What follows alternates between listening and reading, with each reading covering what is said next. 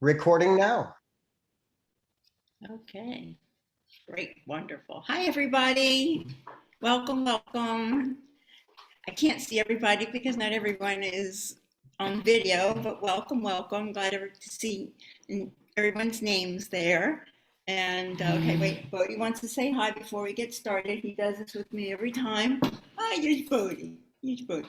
So everybody just tell me where you are right now, because I know a lot of us are traveling and visiting family and those that have grandchildren. So just tell me in the chat where everybody is right now. And anytime you have a question, you can unmute yourself during the lecture or you can put something in the chat.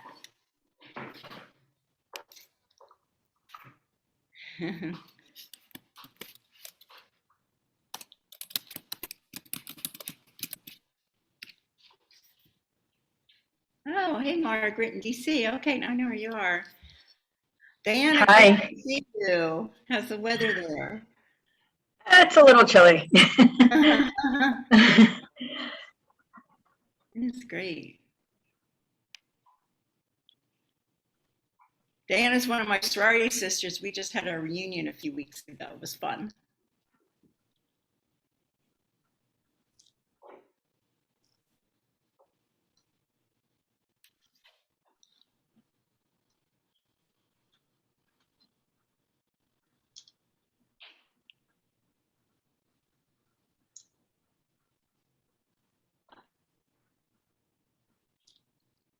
Hi, Debbie, my friend and neighbor.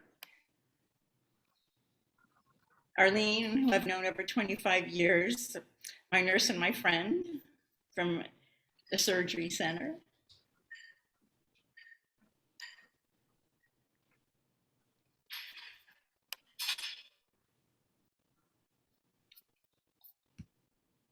And my darling Alexandra from Georgia Tech. I think we're ready to get started so we can keep on schedule, Bob. What do you think? Good plan. I like it.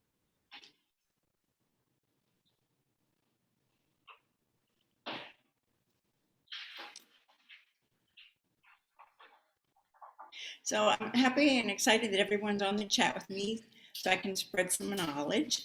And I'm happy to have my co-host, Dr. Bob Rakowski, with us today. And my good friend Miranda introduced me to the concept of the reishi mushrooms in coffee and teas, and there's also tablets.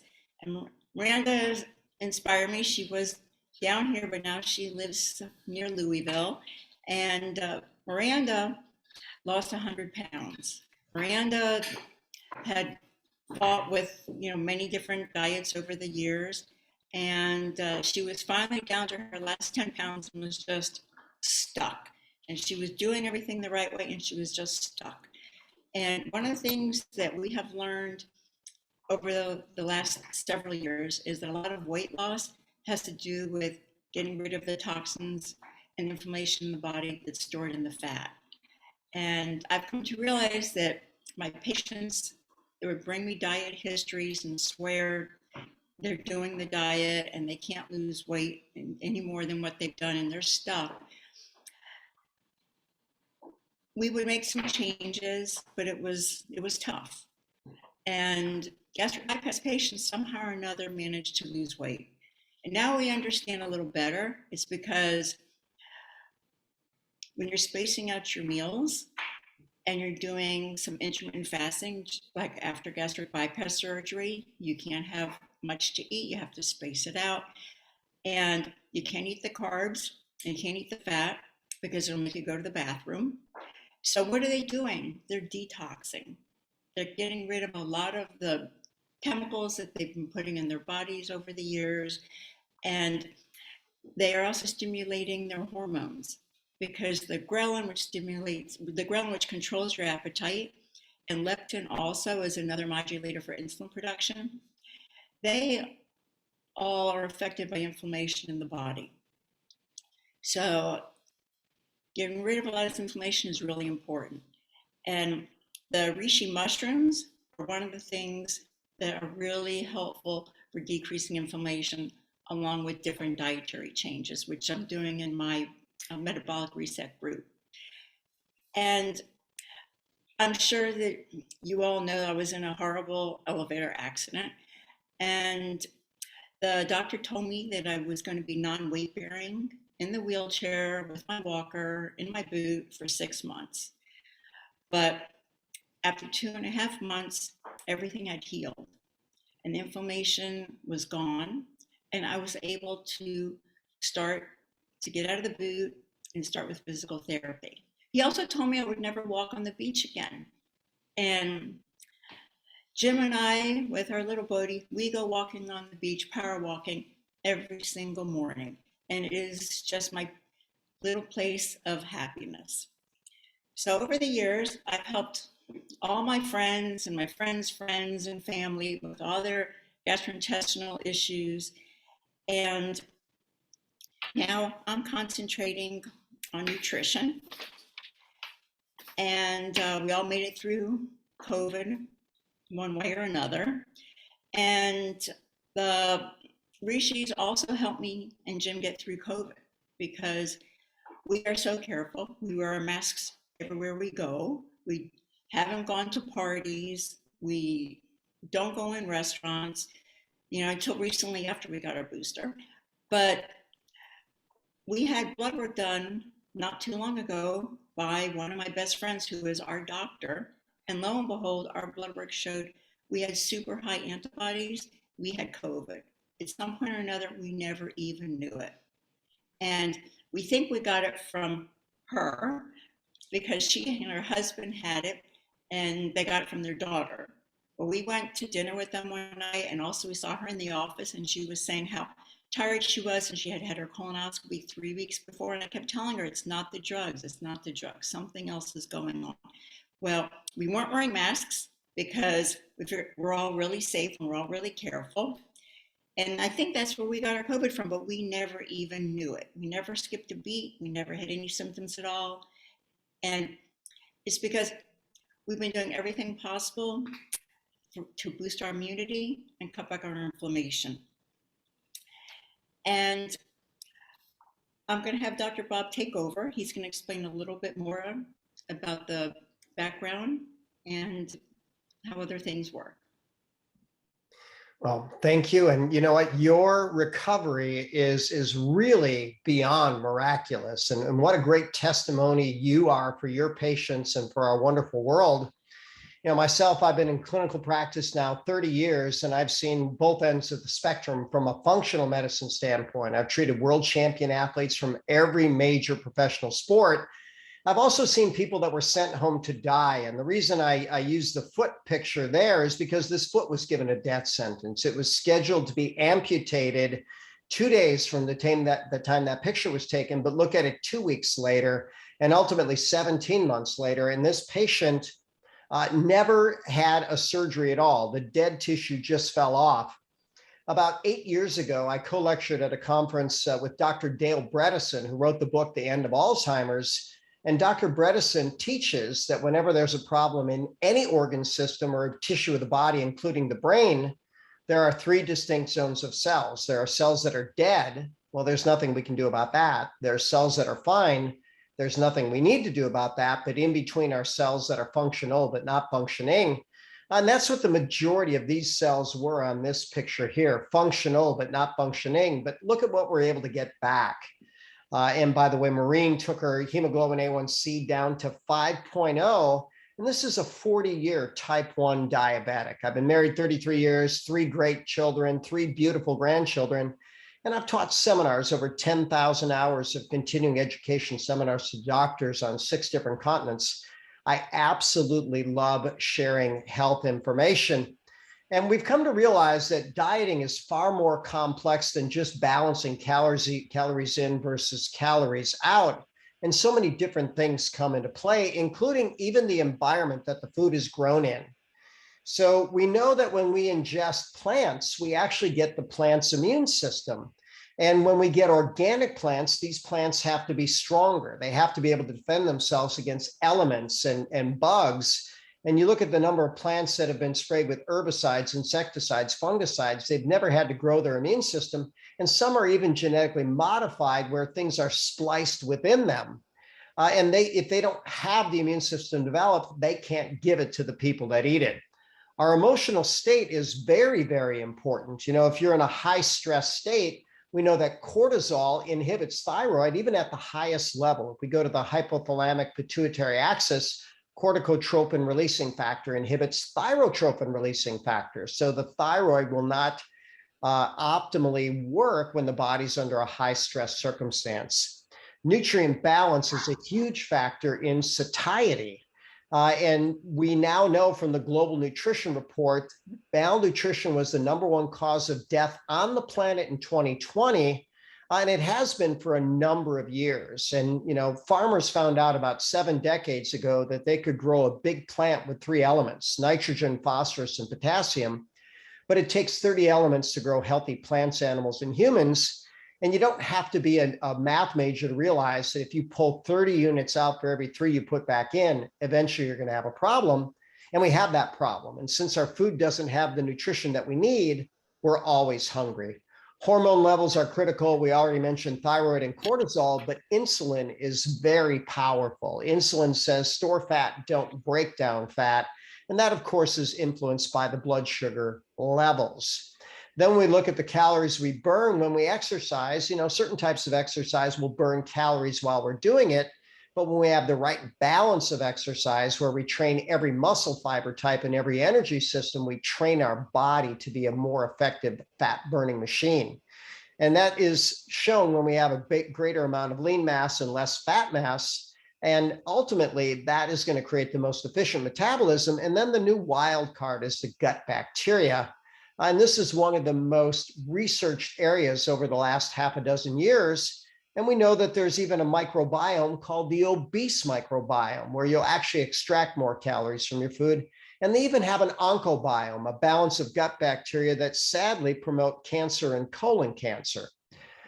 Obesity is such a big problem that they now have the term GLOBESITY. And if we look at the last year and a half, you know, 72% of Americans gained weight as part of this COVID issue. I'm happy to say it's not everybody. You know, I had a mother-daughter come into my office. And when I say mother-daughter, mom is 78, daughter is 58. And between them, they lost 100 pounds during COVID. And I just asked them about that. I said, tell me about that. They said, you know what, we had a little more time. We thought, why don't we just take better care of ourselves? And wouldn't it be nice if we all had support groups where that happened? Interesting graphic about a fat burning body versus a fat storing body. And we're going to go through all these things. And I'm a big fan of PubMed, the National Library of Medicine, National Institutes of Health database. And I'll use PubMed citations because, you know, doctors really care what's in the literature. And it makes sense to cite it, especially when it tells us so much about what we can do about the obesity problem. So if we eat too many refined foods, white foods, we tend to spike insulin. Insulin says store fat, don't break down fat. When we go with more of a non-starch ketogenic diet, we keep our insulin levels low, our blood sugars low, and we tend to burn fat more effectively. But this PubMed shows that Ganoderma lucidum, also known as reishi, improves insulin resistance and reduces body fat.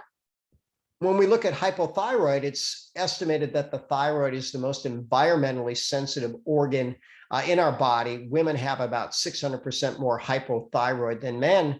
And a lot of that is related to autoimmunity. But when we look at the major factors of hypothyroid, we know that Ganoderma lucidum can actually treat and or prevent autoimmune disease. The medical literature says that. It's actually great for the liver. It helps the body to process toxic estrogens and even xenoestrogens and metalloestrogens. It's great to help seal and heal the leaky gut. And amazingly, Ganoderma is phenomenal for stress. It calms the body through the parasympathetic nervous system. It calms the mind by facilitating the neurotransmitter GABA. And it's even called in the medical literature the herb of spiritual potency. And I find that fascinating language, but I'm guessing if you calm your body, calmed your mind, modulated your inflammatory process, alkalized your system, killed off your infections, enhanced your immune system, and it does all those things, it would be easier to achieve a level of spirituality. We know that chronic stress is profoundly bad. It suppresses the immune system, it breaks down lean, it increases fat. And this shows a number of mechanisms by which stress literally has a negative impact on metabolism and ultimately fat gain. And then too many people under stress, they reach for comfort foods. I actually name them discomfort foods, especially things like sugar.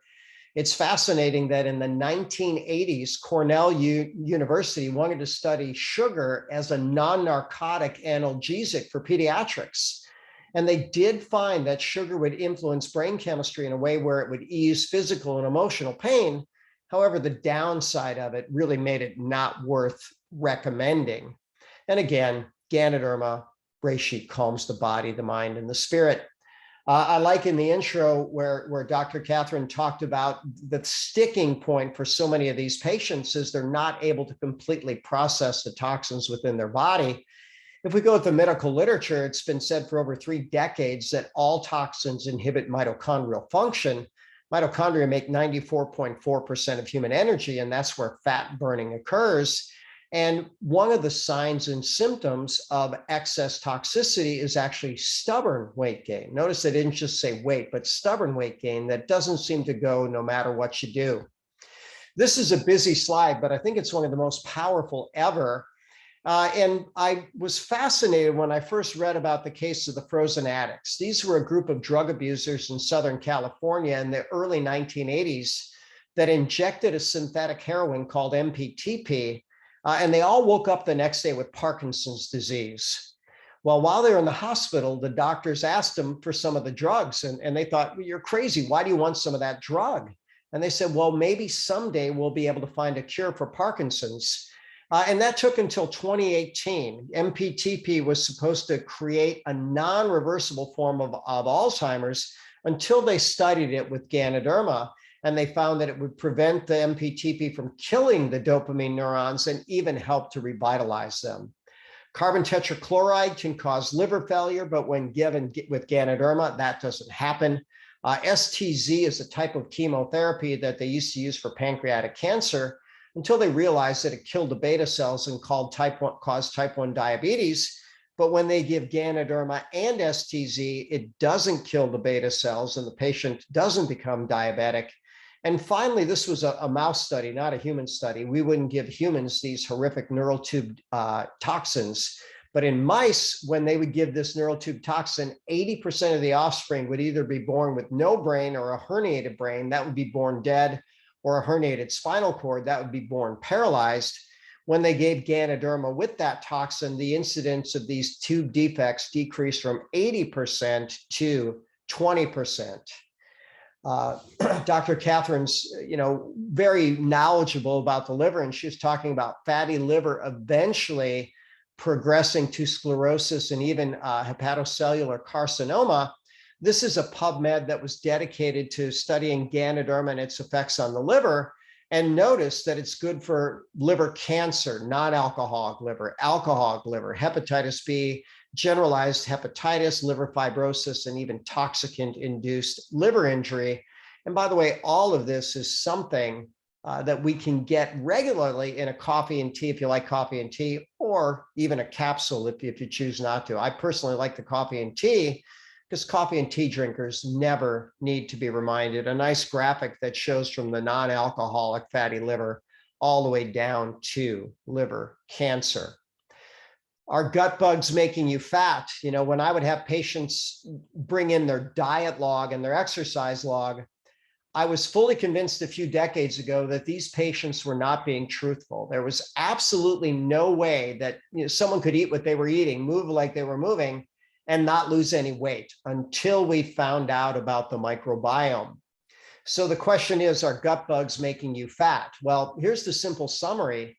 Human beings don't digest fiber, but when they have the wrong balance of bugs in their gut, these bugs actually eat the fiber and they poop out fatty acids. So literally a meal of leaves, spinach, salad could actually be a high fat, high calorie meal. And by the way, in nature, that's what gorillas do. They eat leaves, but yet they weigh about 600 pounds. How do they do it? They have a different microbiome. But this was a very unique study. They took two human twins. They started out as identical twins. One twin became obese, the other stayed lean. And they decided, why don't we try a fecal transplant? We'll put feces from the backside of the obese twin into an identical twin mouse, and we'll do the same with the lean twin. And on the exact same diet, the exact same quantity, the exact same quality, the mouse that got the obese microbiome became obese. And now we know that things like a fecal transplant, they started studying that with things like C. diff, they could be profoundly life-saving. Well, now this is a way that people could actually lose fat more effectively, but possibly another option, and I think probably more appealing to most people, would be to use something like Ganoderma lucidum. 40 studies since 2015 on Ganoderma and the microbiome, and it's shown to reduce the inflammatory process, enhance the immune system, reduce obesity, and a lot of other great factors. There's a massive, or can be a massive addictive component to food. This is Professor Robert Lustig, University of California, San Francisco, in a documentary called The Skinny on Obesity. And he talks about the addictive properties, especially of sugar. So I'll play his little video here. So there's an area of your brain called the reward center. The scientific name is the nucleus accumbens, and it is the site where dopamine works. Dopamine is a neurotransmitter, and it conveys the feeling of pleasure.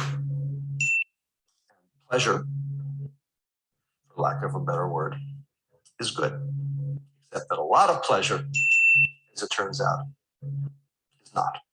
In the process of going for more pleasure, we have changed our dopamine system. And one of the keys to addiction is the idea that after stimulating that system chronically again and again and again, and it takes 3 weeks to do this, what happens is that the receptors for the dopamine signal now downregulate. Now there are fewer of them. We know that the brains of people with obesity do respond differently to food. In that reward center, when they see palatable food, some parts of the brain light up a lot, that wanting part. But the liking part, once they taste the food, it's blunted. It's not that they're getting more pleasure and reward, they're getting less. That's like living with an urge that you can't satisfy. And so people think that this hyper reward condition, or this inability to experience the same level of reward from the same foods that other people are getting, is causing people to overeat in order to get that dopamine that they're missing. You have to eat more to get the same effect. And that phenomenon is called tolerance. And then when you pull the chemicals that cause the pleasure away, now there's no dopamine and fewer receptors, and that gives you symptoms of withdrawal. So tolerance and withdrawal are the hallmarks of addiction. We know that this occurs with nicotine. That's why we have tobacco addiction. We know this occurs with alcohol. We know this occurs with cocaine, morphine, cannabis. It occurs with every single drug of abuse. And it occurs with sugar too. And that's relatively new data that has come out in, say, the last 5 years, which shows that sugar specifically downregulates the same factors, the same receptors in that nucleus accumbens, in the reward center, as does all of these other addictive, abusive compounds. Addiction's a strong word, but it might be a really helpful word to push us to recognize the power of certain food on the brain. There is some evidence that becoming obese does change and blunt that reward system. So we do know that overexposure to McDonald's can cause those brain changes. So food can be just like a drug to certain people who have a certain disposition to addiction. I've certainly seen that in my clinical practice. And when I've shared this data with patients, this is a powerful study. They found that 94% of rats prefer processed sugar to cocaine. And almost to the person, when I share that, people will tell me, well, no wonder I've always failed. So how do we deal with that addiction component? And what we know is it's complex, but the primary neurotransmitter of addiction is clearly dopamine. And Dr. Lustig talked through that pretty effectively in that diagram. Over 8,300 PubMed studies on the link between dopamine and addiction. So I was giving a coffee talk about Ganoderma infused coffee. And there's an audience. It was a live audience. This was before COVID. And I said, does anybody have any questions? And a guy in the front row looked at me and says, you know what, I've struggled with alcoholism my entire adult life. What is it about this coffee that reduces my alcohol cravings? Well, there's, dozens of studies on Ganoderma in the brain. It increases brain circulation, increases nitric oxide. It can actually dissolve amyloid plaque, neurofibrillary tangles. It can induce stem cells. But it's shown to enhance the major neurotransmitters, serotonin, GABA, acetylcholine, and dopamine. And so we see people that have memory improvement, they have focus improvement, they have joy improvement, they have calm improvement, they have sleep improvement. In fact, it's so powerful for GABA, it can even be anti-seizure. And in that gentleman's case, it was helping him to beat his alcohol addiction. So more of a summary study on Ganoderma and fat loss. It actually is great for satiety because it has all the fabulous 50, all the vitamins, minerals, amino acids, proteins, carbohydrates, fat, fiber, and water in doses that make a difference to human health. It actually modulates the absorption of lipids and even bad lipids. And they, by the way, they study that by giving animals the standard American diet. And Ganoderma protects against the toxic effects of the standard American diet. It's great for insulin sensitivity. Thermogenesis is increased metabolism, and it will modulate the microbiome. Finally, the reasons that people don't exercise, and we know that's a big component, are both basically pain and fatigue. So this was a double-blind, placebo-controlled trial on Ganoderma versus the top pain relief drug for rheumatoid arthritis. And the simple summary is Ganoderma provided better pain relief than the top drug for rheumatoid arthritis. And remember, the rheumatoid drug is going to have pages of side effects, whereas Ganoderma is going to have, dozens of side benefits.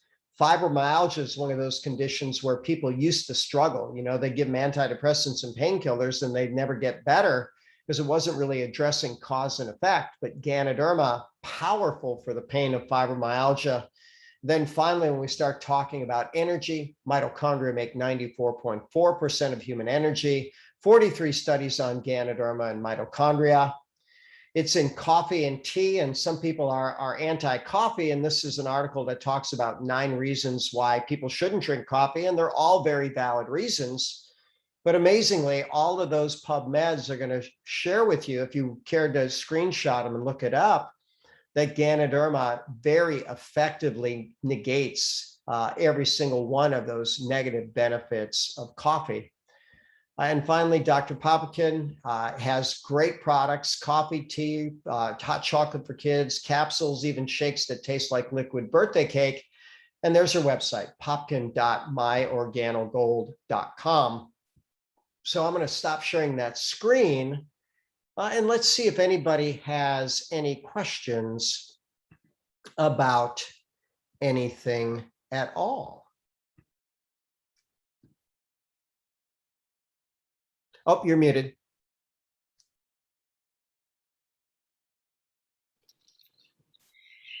I'm all about drugs and not medication.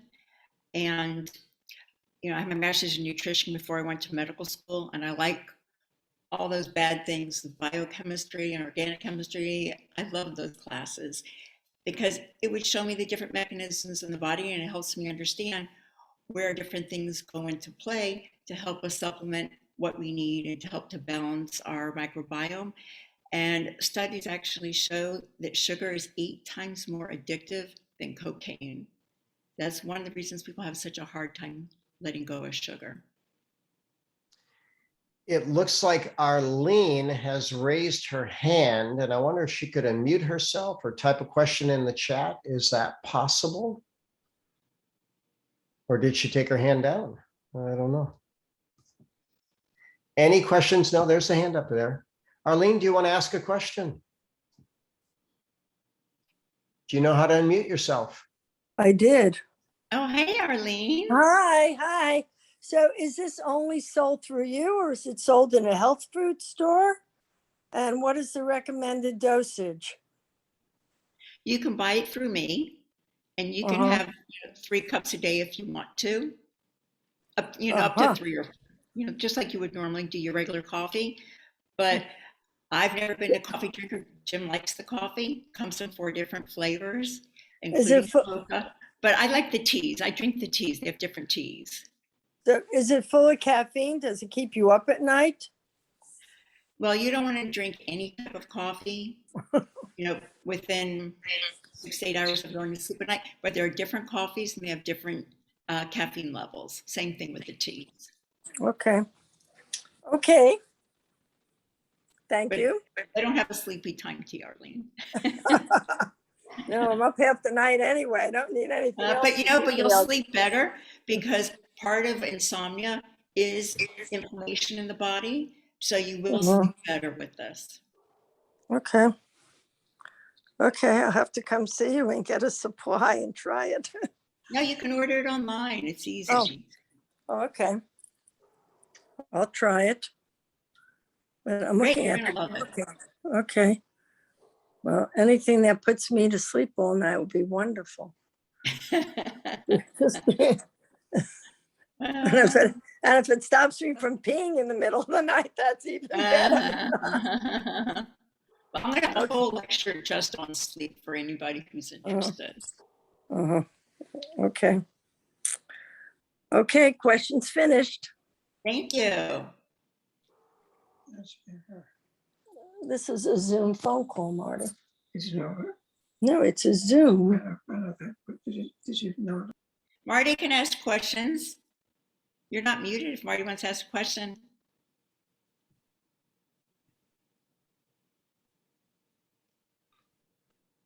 Hello.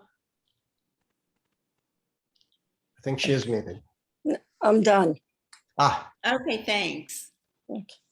Can you put the air conditioning on because I'm dying? Lower it. Well,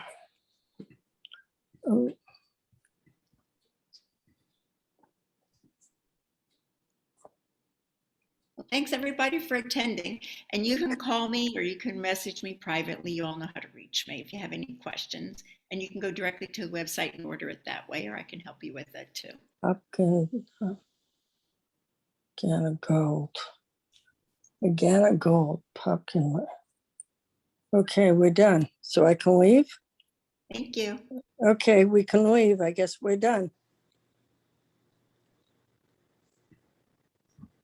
Well, thank you all for a beautiful evening, and enjoy this wonderful beverage and a better life.